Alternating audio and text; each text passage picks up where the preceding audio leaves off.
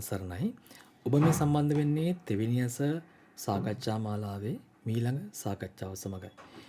මේ සාකච්ඡාවේදී අප සාකච්ඡා කිරීමට බලාපොරොත්තු වෙන්නේ අප බෞද්ධ සමාජයේ තිබෙනවා බුද්ධ පූජාව පූජා කිරීමේ ක්‍රමවේදයක්. ඒ බුද්ධ පූජාව පූජා කිරීමේ ක්‍රමවේදයේදී නොයෙක් සමාජයේ යම් අය අතර මතිමතාන්තර තියෙනවා. ඒ මතිමතාන්තර අතර යම්කිසි කොටසක් ඒ ගැන වැරදි අර්ථකථන සහ නිවැරදි අර්ථකථන ලෙස අදහස් දැක්වීමට භාවිතා කරලා තියෙනවා ඒ පූජාවේ ක්‍රමවේදයන්. එතකොට ඒ ගැන ඒ අර්ථකථන වලට අමතරව යම්කිසි මීට ධර්මානුකූලව තවත් කෝණයකින් අපිට ඒ ගැන දකින්න පුළුවන්ද කියන එක ගැන සාකච්ඡා කිරීමට තමයි ඔබ මේ සම්බන්ධ වෙලා ඉන්න සාකච්ඡාවේ මූලික අරමුණ. එතකොට ඒ ගැන සාකච්ඡා කිරීමට අපේ රජ්‍ය දෙතිසානක මහත්තයා අපිත් සම්බන්ධ වෙලා ඉන්නවා. තෙරුවන් සරණයි. එහෙමයි.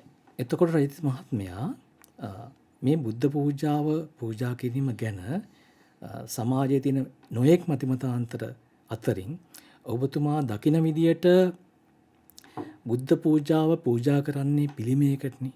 එතකොට මේ පිළිමයකට බුද්ධ පූජාව පූජා කිරීම ගැන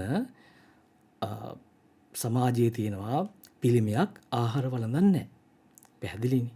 එතකොට ඒක ධර්මානුකූලව ඔබතුමාට යම්කිසි පැහැදිලි කිරීමක් කරලා දෙන්න පුළුවන්ද? ඔව් ඇත්තටම මේ තෙරුවන් සරණයි සියලුම දෙනාට. ඉතින් පිළිමයක් ඇත්තටම ආහාර වළඳන්නේ නැහැ. එතකොට බුද්ධ පූජාව තියෙන හැමෝමත් දන්නවා ඉතින් බුද්ධ ප්‍රතිමාව ආහාර වළඳන්නේ නැහැ කියලා. ඉතින් එතකොට අපි දැනගන්න ඕනේ මේ තථාගතයන් වහන්සේට කරන්නේ කුමනාකාර පූජාවක්ද කියලා.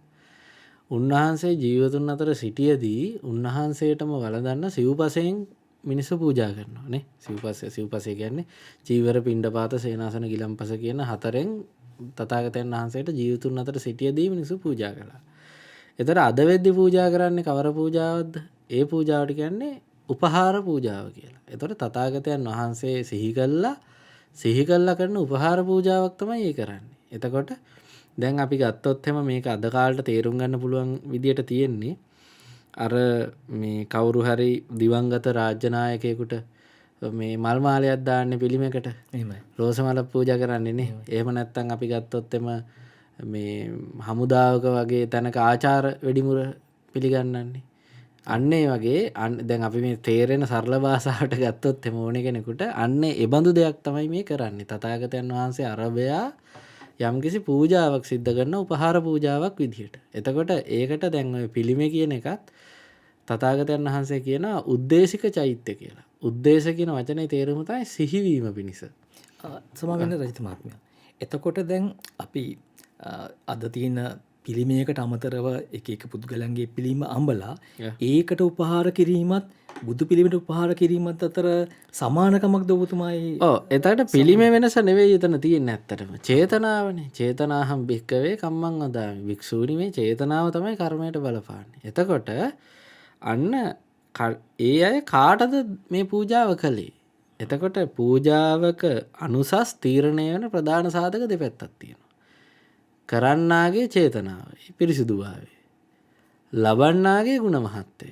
දැන් මේ වගේ තැනකදී උපහාර පූජාවන් නිසා ලබන්න කවුද කියන එක තීරණය වෙන්නේ චේතනාව මත. නැතුව ලැබෙන පාර්ශවය මත නෙමෙයි. දැන් ඇත්ත සිව්පසෙන් දෙද්දී චේතනාව විතරයි Tamanට. ලබන්න භෞතිකව ලබන කෙනා. නමුත් දැන් උපහාර පූජාවකදී ලබන්නයි මේ කරන්නාගේ හිතේ පිරිසුදුභාවය දෙකම එක තැනකින් තීරණය වෙන්නේ. එතකොට ලැබිලා තින්නේ කාටද? අන්න එතකොට ලැබිලා තින්නේ තුන් ලෝකාග්‍ර සම්මා සම්බුදුරජාණන් වහන්සේ නමකට. ඒතර උන්වහන්සේ දක්ඛිනා විභංග සූත්‍රයේ පෙන්නනවා මේ දානේ අනුසස් බෙදී යන ආකාරය. දෙන කෙනා මත, ලැබෙන කෙනා මත. එතකොට මේ ලැබෙන කෙනා මත අනුසස් බෙදී යද්දී ඉහළම ආනිසංසය උන්වහන්සේ සඳහන් කරන්නේ සම්මා සම්බුදුරජාණන් වහන්සේ පෞද්ගලික දානේ ඉහළම අනුසස්. සම්මා සම්බුදුරජාණන් වහන්සේ නමක් කරබයා පෞද්ගලිකව දෙන දානේ. සංඝගත දක්ෂිනාවේ ඉහළම අනුසස් කාටද මේ තුන්කල් මහා සංඝරත්නයට දෙන දානය. ඒත් අර බුද්ධ ප්‍රමුඛ මහා සංඝරත්නයට දෙන දානය. ඉතින් එතකොට කවුරු හරි බුදුන් අරවහා ඉලක්ක කළා දෙන දානයක අනුසස් බොහොම ඉහළයි. හැබැයි දානය අනුසස් නැත්තේ නෑ වෙන කෙනෙකුට දුන්නා. එහෙම දෙයක් තියෙනවා. ඒක රජත මහත්මයා මෙහෙමයි. සමාජයේ අදහසක් තියෙනවා බුදුන් වහන්සේ අද පැහැදිලිවම නැහෙනි. එතකොට පිළිමයක් අරබයානේ අපි දාන යම්කිසි දානයක් දෙන්නේ. එතකොට කොහොමද ඒ අනුසස් පිළිමයකට දෙන එක බුදුන් වහන්සේට? එතකොට පිළිම කියන්නේ ඔව් ඒක පැහැදිලි. එතකොට පිළිම කියන එක එතන භාවිතා වෙන්නේ සිහි කර ගන්න තියෙන ස්මාරකයක් විදියට පමණයි. නැත්නම් පිළිමයට දන් දෙනවා කියන එක වැරදි අදහසක්. කිසිම බෞද්ධයෙක් කවරදාකවත් බුදු පිළිමයකට දන් දීලා නැහැ. පැහැදිලිද කතාව? දැන් දානයක් ගිහිලා පිළිම ඉස්සරහින් අපි තියන්නේ. ඒ බුදු පිළිමයට දන් දුන්නා නෙවෙයි ඒ කරන්නේ. සම්මා සම්බුදුරජාණන් වහන්සේ අර වෙයයි දන් දෙන්නේ. එතනත් සම්මා සම්බුදුරජාණන් වහන්සේ කිව්වා මේ ගෞතම මේ අපේ මේ කාලේ මේ බුද්ධාන්තරේ මේ ගෞතම සම්මා සම්බුදුරජාණන් වහන්සේ පමණක් නෙවෙයි. අතීත අනාගත තුන්කල් මේ නවරහාදී බුදුගුණ දරන සම්මා සම්බුදුරජාණන් වහන්සේලා උදෙසයි දාන දෙන්නේ. එතකොට ඒකට ස්මාරකයක් විදිහට දාන දෙන්න ස්ථානයක් තියෙන්න බෑ. සිහි කරවන. දැන් බුදු පිළිම හැදෙන්න කලින් බුදුහාමුදුරුවන් හඟවන්න භාවිතා කළා සිරිපතුල් ලාංඡන, බෝධි ලාංඡන. ඒවා තමයි උද්දේශික චෛත්‍ය උනේ. කට්ටිය මුල් කාලේ බුදු පිළිම හැදුවේ නෑ. යම්කිසි මේ රූපයට නගන්න බැරි කෙනෙක් රූපයට නගන්න යන එක සුසු නෑ කියලා බුදු පිළිම හැදුවේ නෑ. ඒකට සිහි වෙන්න මොකක් හරි තියාගත්තා. තේරෙනවනේ කතාව. ඒතර ඒකට තමයි පූජා කළේ. මේකේ අනිත් පැත්තට ශාරීරික පාරිභෝගික කියලා තව ධාතුන් වහන්සේලා දෙකොට්ටාසෙකුත් තියෙනවා. උද්දේශික චෛත්‍ය වලට අමතරව. තව චෛත්‍ය දෙකොට්ටාසයක්. පාරිභෝගික කියන්නේ උන්වහන්සේ පරිහරණය කරපු දේවල්. ශාරීරික ධාතු කියන්නේ උන්වහන්සේගේ අස්ථි ධාතුන් වහන්සේලා. ඒතර කෙසේ හෝ ඒ යමක් අරබයා මේ කරන්නේ උපහාර පූජාවක්. ඒතර ඒ උපහාර පූජාවේදී ඒ දෙයට දෙනව නෙවෙයි. බුදුරජාණන් වහන්සේට තමයි දීලා තියෙන්නේ. උපහාරය දීලා තියෙන්නේ. එතකොට මේ සාවෙන්න දැන් මම මීට කිහිප දිනයකට පෙර පොඩි පෝස්ටුවක දැක්කා යම්කිසි පුද්ගලයෙක් සිරිපතුලක් තියෙන තැනක ගිහිල්ලා ඒකට පුද පූජා උපහාර කරනවා. කරන ආකාරය ගත්තොත් එම අද සමාජයේ ගත්තොත් ඒ ගැන නිකන් අමුතු කෝණයකින් බලනවා. එයා ඒකට බාම් ගානවා, ඒක පිරිසුදු කරනවා, ඒ වගේ ආකාරයේ ක්‍රියා ටිකක් කරා. එතකොට ඒකත් ඔය ආකාරයටම පූජාවක් බවට පත් වෙන්නේ කොහොමද කියලා පැහැදිලි කරන්න පුළුවන්. ඔව් එතකොට එතනදී අපි පැහැදිලි කරගන්න ඕනේ පොදුවේ පිනක් හරි මොකක් හරි සිද්ධ වෙන්නේ කොහොමද කියලා.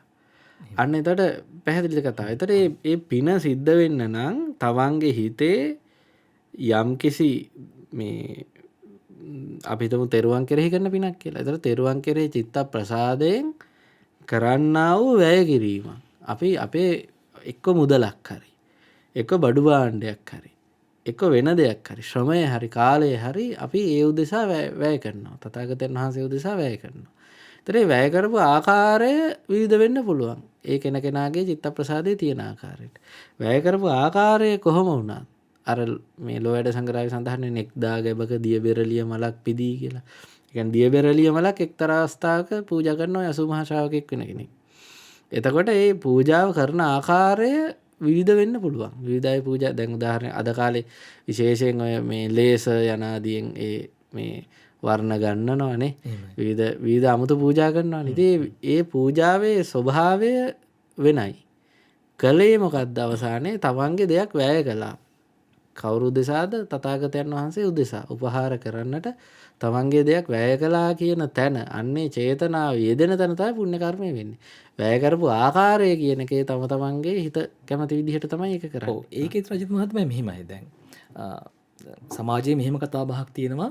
දැන් පූජාව කරාට ගමක් නැහැ. නමුත් පූජාවේ ප්‍රමාණය ගැන උදාහරණයක් විදිහට ඔබතුමා හොඳටම දන්නවා අපේ සමාජයේ දකින්න තියෙනවා. බුදුන් වහන්සේට මල් දහස් ගණන් පූජා කරනවා.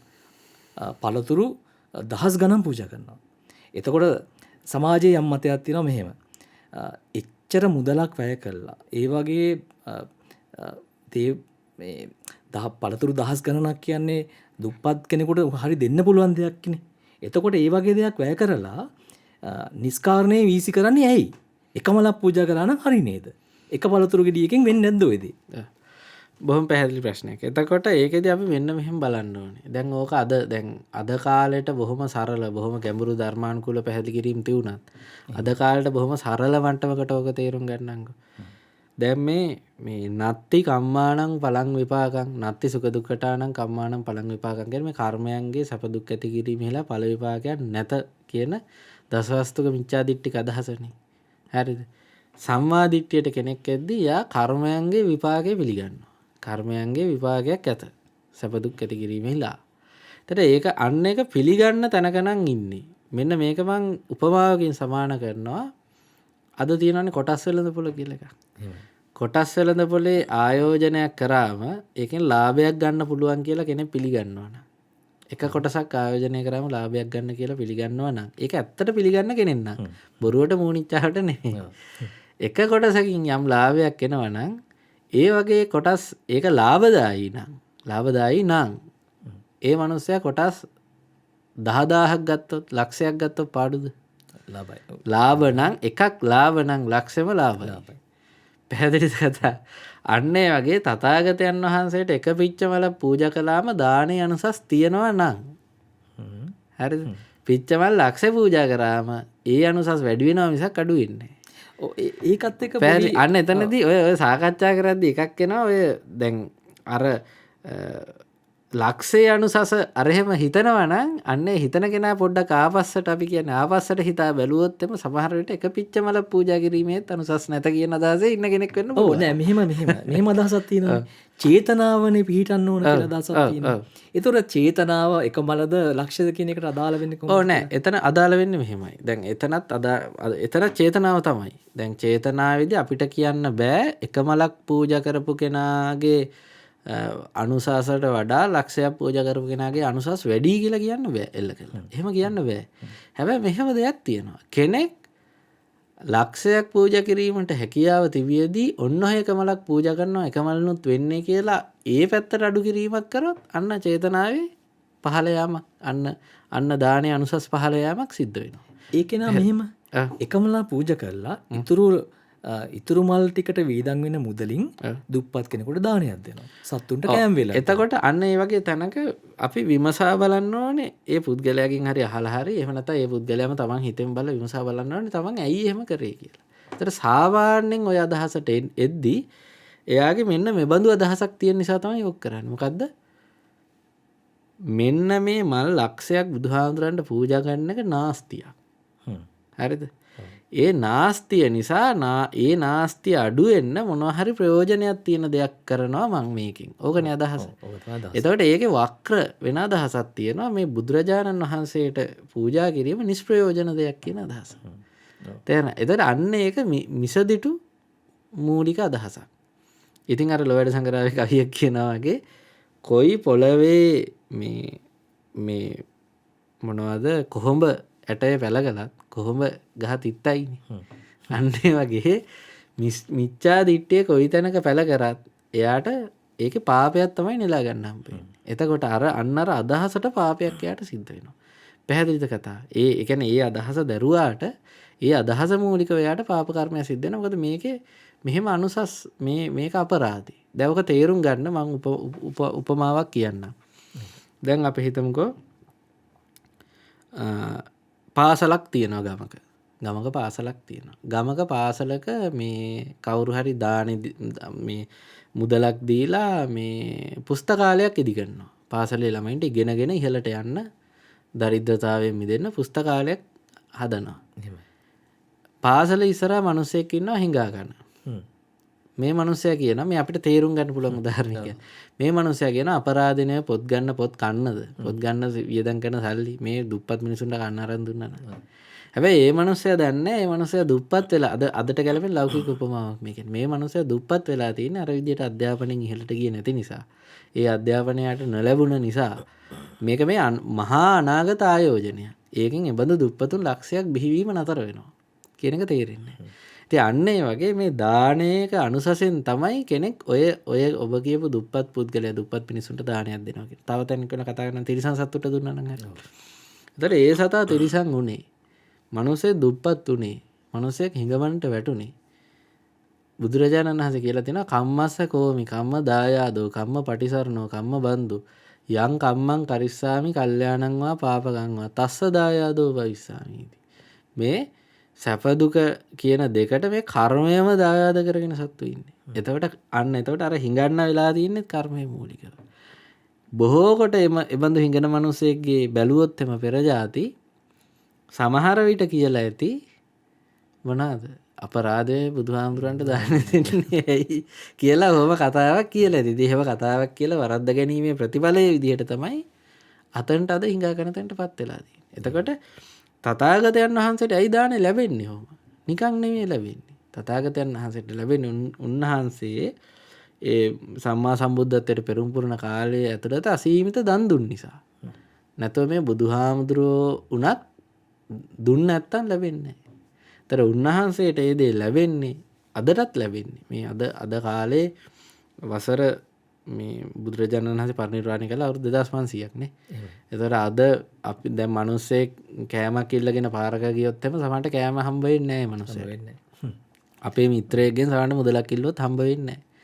හැබැයි අපි මිනිස්සු කන්න හදන ආහාරයටවත් ගන්න නැතුව අග්‍රම ආහාර කොටස මනාකොට සකසලා මුළු සමස්ත ලංකාවේම බෞද්ධ ගෙවල් වල වේවා මේ පන්සල් වල වේවා චෛත්‍ය ඉදිරිපිට වේවා මේ තමන්ගේ වත්කමින් හදන ආහාරය බුදුරජාණන් වහන්සේගේ නාමිකව මේ පිරිනමන පාල අවුරුදු 2500කට පස්සෙත් අග්‍රම ආහාරය ඉස්සරහට ගිහලා බෙර ගහලා ශබ්ද පූජා කරලා දන නමස්කාර කරලා අප කෙරෙහි අනුකම්පාවෙන් මේක පිළිගන්න කියලා බුදුහාමුදුරන්ට පූජා කරනවා.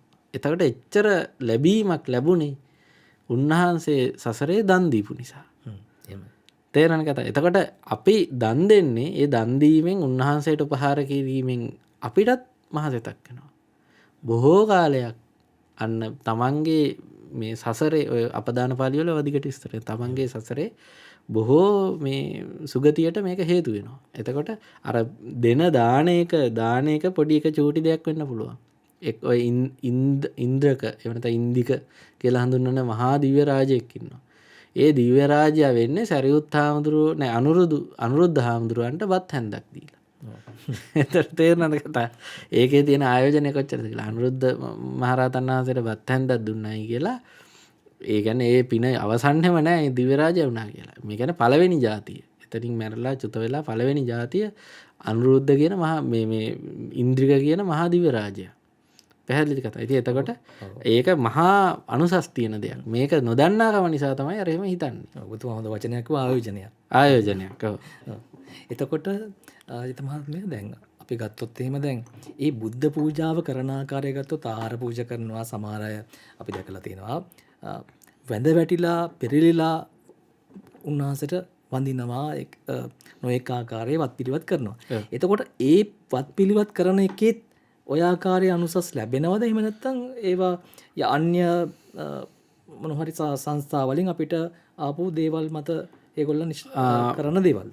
නෑ, ඒක හොඳටම තේරුම් ගන්න තැනක් තියෙන ඔය අපදාන පාළිවල ඕවා ගැන සඳහන් වෙනවා. මේ පින් පෙර 80 මහා ශ්‍රාවකයෝ වෙච්ච අය අපදාන පාළිවල මේ විස්තර. එතකොට දැන් අපි ඔය කියපු අනුරුද්ධ මහරහතන් වහන්සේ උන්වහන්සේ දිවස්ලාභීන් අතර අග්‍රස්ථානය ලැබුවා. මේ ගෞතම බුදු සාසනේ දිවස්ලාභී භික්ෂූන් අතර අග්‍රස්ථාන. හැම එකම අග්‍ර බුදුහාමුදුරුවනේ. එතකොට ඒ දිවස්ලාභීන්ගේ අග්‍රස්ථානය ලැබලා උන්වහන්සේ එහෙම ලබන්නට හේතු වුණ එක සිද්ධියක් තියෙනවා. පෙර බුද්ධ ශාසනයක ඒ බුදුරජාණන් වහන්සේගේ ධාතු ගැබ් කරලා හදන චෛත්‍ය තියෙනවානේ. ඔය අද රුවන්වැලිසෑය වගේ ඒ කාලේ රුවන්වැලිසෑය කියමුකෝ. එතකොට අන්න ඒක වටේ දැන් මතු දිවස ප්‍රාර්ථනා කළා සහ එබඳු මේ පිනක් විදිහට හිස වටා ජටාවක් බැඳගෙන ඒ ජටාවේ අපි ඔය කියන්නේ පහන් වටක් කියලා. පහන් දහස් ගණනකින් යුතු මහා පහන් වටක් ඔළුවේ තියාගෙන අර රුවන්වැලිසෑය වටා ඒ කාලේ මේ චෛත්‍ය වටා මේ සක්මන් කරමින් මේ පූජා කරනවා පහන් පත්තු කරගෙන ඔළුවේ වටේ තියාගෙන. ඒතර දැන් ඔක අද කාලෙත් හැබැයි ඔහොම කරපු අය ඉන්නවා. ඒක මේ සමාජ මාධ්‍යෙත් ගියා ඒ දර්ශන. එහෙම කරපු අය විවේචනත් අපි දැක්කා. ඒකට විවේචන දැන් බලපු ගා විවේචන කරනවා. නමුත් ඔහු කරන්නේ එහෙම දෙයක් නෙවෙයි. ඔහු කරන්නේ මේ මහා අනාගත කාලීන ආයෝජනයක්. තේරෙනවද කතාව? දැන් ව්‍යාපාරවල තියෙනවනේ විවිධ ක්‍රම. එක ව්‍යාපාරයක් කියලා නෑනේ.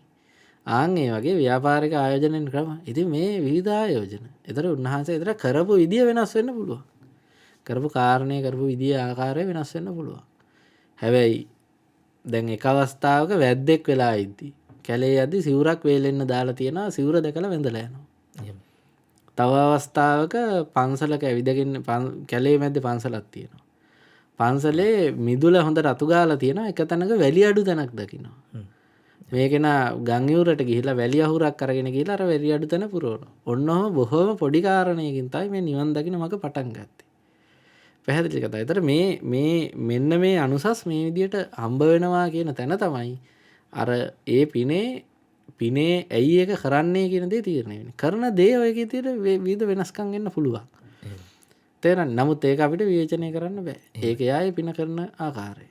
එතකොට රජිත් මහත්මයා පිනක් කිරීමේ මෙවැනි අරමුණකින් කරන්න ඕන මෙවැනි අදහසකින් කරන්න ඕන කියලා යම්කිසි කෙනෙකුට අදහසක් ගන්න මොන වගේ අවබෝධයක්ද ඇති කරගන්න ඔබ ගන්න ඕන බුද්ධ ශාසනය අනුව? ඔව් බුද්ධ ශාසනය අනුව මෙහෙමයි. කරුණා ශාසනය ප්‍රඥා ශාසනය කියලා දෙකක් තියෙනවා. මේ බුද්ධ ශාසනයේම ඇතුලේ තියෙන අන්තර් සම්බන්ධ කාරණා දෙකක්. ඒතර මේ කරුණා ශාසනය ඇතුලේ තමයි මේ පින්කම් කරනවා කියන එක ඔය ආකාරයට පවතින්නේ. ප්‍රධාන වශයෙන් ප්‍රධාන කොට දෙකේම තියෙනවා.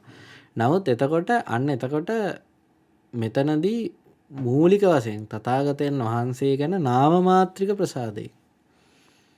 ඒ කියන්නේ වෙසක් කූඩුවක රැල්ලක් කලවන දරුවෙකුටවත් අපි විවේචනය කරන්න හොඳ නැහැ. තේරෙනවද? තථාගතයන් වහන්සේ ගැන නාම මාත්‍රික ප්‍රසාදයකින් හෝ කෙනෙක් මේ යම් පූජාවක් කරනවාද ඒක මහත්ඵලයි මහානිසංසයි. එහෙමයි. හැබැයි එතනින් එහාට ඒකේ ඵලදායීතාවය තවත් ඉහළට ගන්න ඕන නම් යලිත් තථාගතයන් වහන්සේගේ ගුණ දැක චිත්ත ප්‍රසාදයට පත් වෙන්න වෙනවා.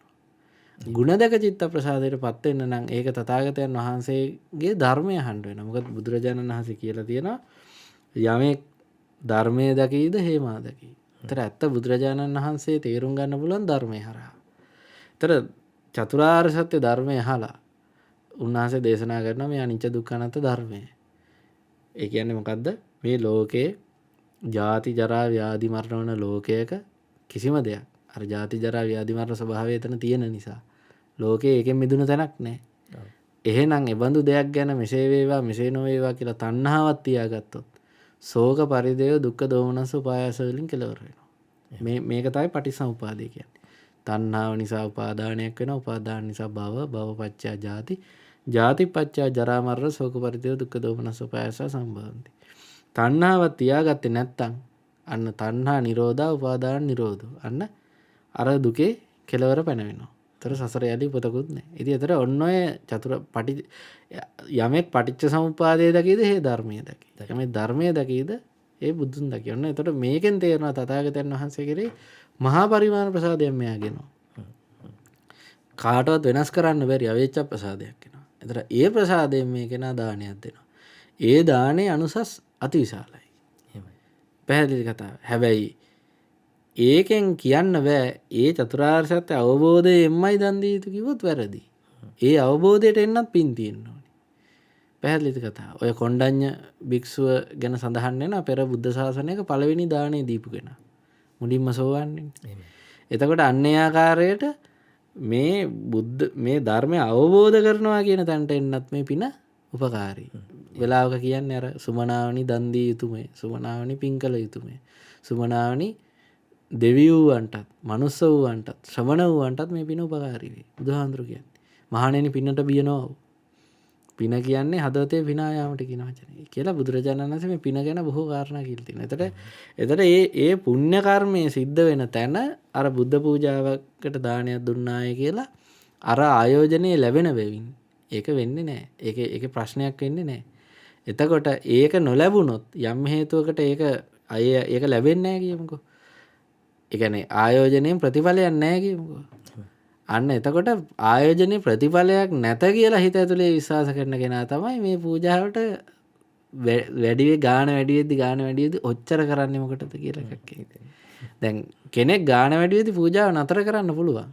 හැබැයි ඒ ඔච්චර කරන්නේ මොකටද කියන එකෙන් නෙවෙයි. එයා නතර කරන්නේ ඉතින් මට මේ ගාන වියදම් කරලා බෑනේ. මට පුළුවන් මේ ප්‍රමාණයට නිසා මම නතර කරනවා. ඒක එකක්. ඔච්චර කරන්නේ මොකටද කියලා නතර කරනවා කියන්නේ එයාගේ හිතේ අර මිත්‍යා දෘෂ්ටිය යන්තම් ගැබ්බෙලා තියෙනවා. ඒ නිසා තමයි ඒක බොහෝ කොට වෙන්නේ. පැහැදිලි නේද? පැහැදිලි. දැන් ඔබතුමාගෙන් බුද්ධ පූජාව ගැන ධර්මානුකූල කොහොමද පැහැදිලි කිරීමක් ලැබුණා. එතකොට මේ බුද්ධ පූජාව ගැන තවත් අදහසක් තියෙනවා මෙහෙම. කෙනෙකුට අපි බුද්ධ පිළිමයට බුද්ධ පූජා කරාට පස්සේ ඒ බුද්ධ පූජා අපි බැහැර කරනවා. එතකොට ඒ සමහර අය කියනවා ඒක සතෙකුට දුන්නා නම් තමයි ඒකේ වටිනාකමක් තියෙන්නේ. විසික් කරන්න හොඳ නෑනේ කෑම. එහෙම අදහසක් තියෙනවා. තව කෙනෙක් කියනවා නෑ එහෙම කරන්න ඕනේ නෑ. මේක සතෙකුට නොදී වෙනම අයින් කරන්න ඕනේ.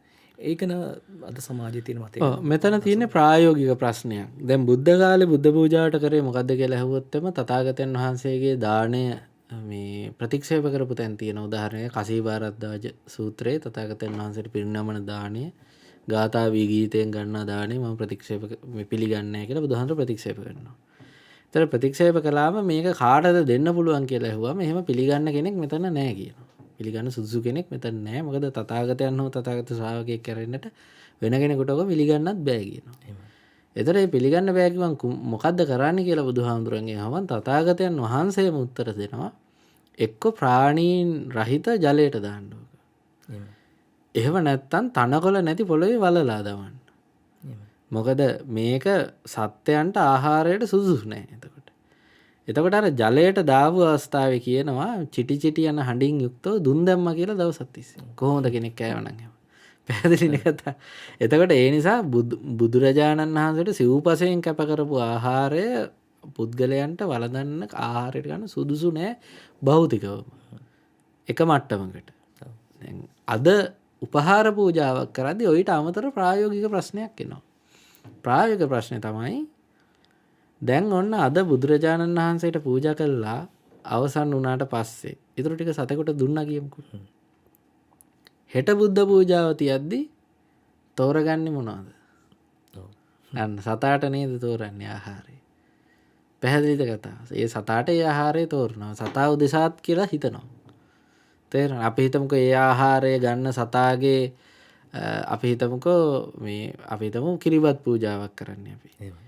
අපි පසුව දෙන්න ඉන්න සතාට මොනවා හරි කිරි වගේ දෙයක් හොඳ නැත්නම් ආහාරයට ගන්න බුද්ධ පූජාව වෙනස් කරනවා. තේරුණානේ කතාව. එතකොට මේ මිනිස් හිතේ තියෙන ස්වභාවයක් අපි ප්‍රායෝගිකව අපිට නැවැත්විය නොහැ අමාරු ස්වභාවයක්. ඒක තමයි අනාගතේ හිතලා වැඩ කරද්දී ඊට පස්සේ වෙන එකත් ඒ මනුස්සයා දන්නවනම් එතකොට බුදුරජාණන් වහන්සේ ඉලක්කය වෙන්නේ නැහැ හිතේ. හිත යටිහිත හරි අපිට රහසිගතයි. මේ යටිහිත ඇතුලේ චේතනාව යෙදෙනවා. මම මේ සතාට දෙන්න තමයි ආහාරය ගන්න කියන චේතනාව. අන්න ඒක යෙදුනම අර අවසානයේ තිරිසන් සතෙකුට ඉලක්ක වූ දානයක් වෙනවා එක පට්ටමකට. ඉතින් එතකොට අනුසස් අඩු වෙනවා. ඒ නිසා අර ආනිසංසය මහත්ඵල මහානිසංස වෙන තැනින්ම නතර කර ගන්න තමයි තුන්කල් මහා සංඝරත්නයට හරි බුදුරජාණන් වහන්සේට පූජා කළා. එතනින් පස්සේ ආහාරය ගත්තා. අපි ඒක අර අතීත සම්ප්‍රදාය පරිදි වලලා දමන්නේ. පැහැදිලිද කතාව? එතකොට ඒ නිසා එතකොට අර මේ සහ තව උතන මෙහෙම දෙයක්ත් දෙන්න පුළුවන්. නැවතත් අර ඉතුරු ආහාරය සතෙකුට දෙන්න හිතන්නේ ආයෙත් අර මේක අපරාධනේ කියන එකනේ. දැන් යමකින් මේ ලක්ෂ කෝටි ගාණක් මේ මුදලක් ආපු තැනක තව රුපියලක් ආවේ නැහැ කියලා අපි කරදර වෙනවද? නෑ කරදර වෙන්නේ නැහැ. එතකොට අනන්ත සසරේ ඔක කියලා තියෙන කප්පානි සත සහස්සානි සංගේ දින්නන්න නස්සති. සංඝයාට දුන් දේ කල්ප 7,000 ගෙවුනද නතර නොවේ. එහෙම කියපු තැනක අන්න තව චූටි මේ තිරිසනුන්ට දෙන දානේ 100ක් අනුසස්සහිතයි. එක බත් පිටක් දුන්නොත් බත් පිටවල් 100ක් හම්බ වෙනවා. ඔච්චරයි. ඉතින් ඕකට කප්පානි සත සහස්සානි තියෙන එකක් අපි දෙවෙනි කරනවා කියන්නේ ඒක ගැන මාර විදියට හිතනවා කියන්නේ. ඒ කියන්නේ අර පොඩි අර ආයේ දෘෂ්ටියක් ඉදිරියට තියෙනවා. ඉතින් අපි ඒ විදිහට ඒක තෝරගන්න ඕනේ. මම හිතන්නේ මෙම සාකච්ඡාවෙන් පැහැදිලි වෙන්නේ නැති බුදුන් වහන්සේගේ බුද්ධ පූජාව කෙසේද පූජා කළ යුත්තේ කියලා ධර්මානුකූලව විග්‍රහ වෙන ආකාරය. එසේනම් මෙවැනි වැඩසටහනකින් නැවත හමු වෙමු. ත්වන් සරණයි.